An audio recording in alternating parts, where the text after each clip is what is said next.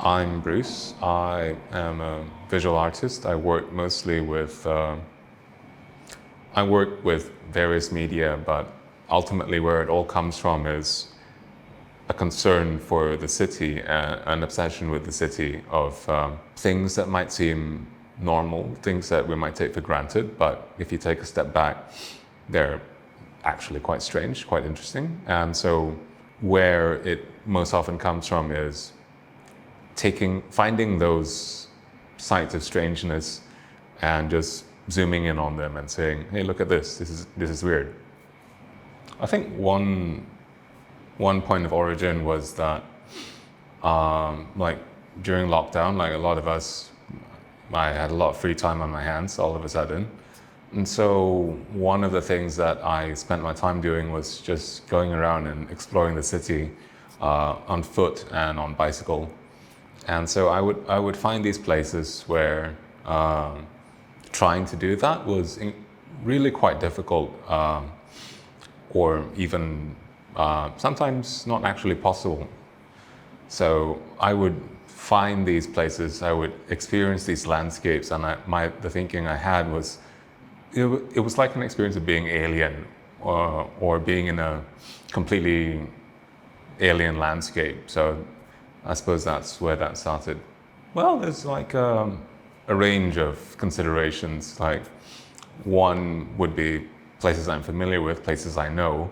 Like for instance, those that I would have encountered when I was just wandering around. So I live in the east, so there tends to be a kind of a east bias because one, it's nearer, easier to get to. Two, I just know them better. But beyond those places that I find simply familiar, the easiest tool for me was just to look at maps and see, okay, this intersection looks interesting, let's go check it out. Sometimes it doesn't pan out, sometimes it's just not as visually interesting as it might seem from a map, but sometimes it just really works. And also on like a purely practical level, some landscapes are more difficult or more time consuming to manipulate in Photoshop than others.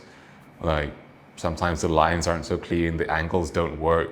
And even though it's a prime example of this kind of place I'm thinking about, it may not work visually. And so even though I really like it, I just have to move on. I mean, when we look at streets and roadways now, these structures carry a very specific connotation, a very specific association. These are places for vehicles. They are not places for people on foot.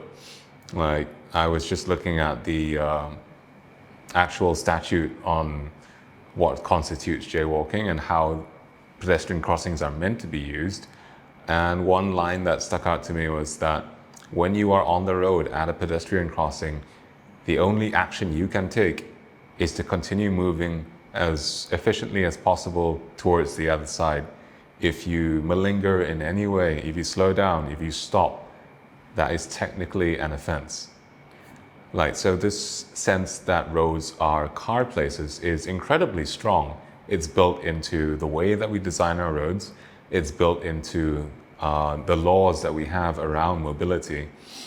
But if you zoom back, I don't know, decades, generations, it didn't used to be this way, particularly before the car, where streets were places where different types of traffic were intermingled, and streets were not just places to zip as quickly as possible from one point to another, but they were also places to gather, they were places to socialize, they were places to transact. I guess one thing that's different for me with this work and this program is I don't usually make still images. Usually when I use a camera in my work, it's as essentially data gathering. Like I have tended not to just show the visual output from the camera as a work in itself. It's usually transformed in a more dramatic way than this.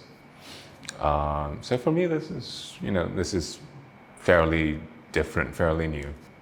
I think with this in particular, when I see these structures, I see them as masses, as volumes. Like, I want to really think about the, that massivity, that sense of it as an edifice. Like, that was one of the more important senses I wanted to convey. So that's one side of it. Another is that because these were all shot at varying times of day, in varying lighting conditions, to composite them together, I tried them in color at first, but full color. They did not come together as readily as a monochrome does, because like little subtle things like color of reflected light. Like, let's say this concrete pillar, it's facing some sand or something, so it has this very light tan cast to it. And then I try to get that into a scene that is more purely concrete and asphalt, and that just sticks out. It's like, why is it reflecting this color of light, or why is this bridge reflecting the color of seawater, whereas everything else in this image is not seawater, or the color of the sky doesn't work, or something like that. Well, at first I had the idea of doing like a circumnavigation of the island while having a recording device connected to basically to pick up electromagnetic interference, kind of like trying to get that sort of electromagnetic soundscape of the island, essentially. But that did not work out. So what I did instead was I borrowed a contact mic from a friend. Contact mic is where you paste it onto something and you record the vibrations in the material itself, which is, not something that you would normally hear unless you're in the habit of sticking your ear onto dirty bits of road.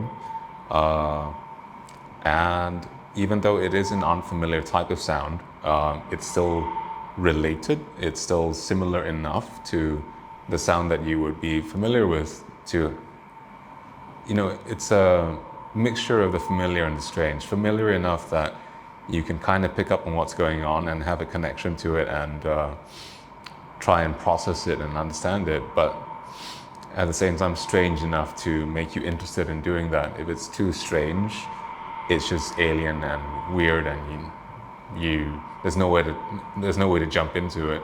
And if it's too familiar, then it's just familiar and it's not interesting.